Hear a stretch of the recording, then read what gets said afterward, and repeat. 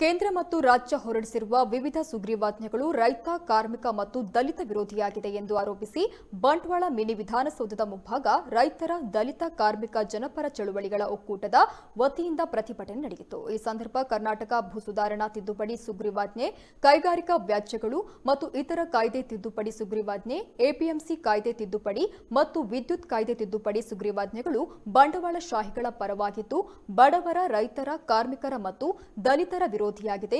ಸರ್ಕಾರ ಇಂದು ಜನರ ಹಿತವನ್ನ ನಿರ್ಲಕ್ಷಿಸಿ ಉದ್ಯಮಪತಿಗಳ ಪರವಾಗಿದೆ.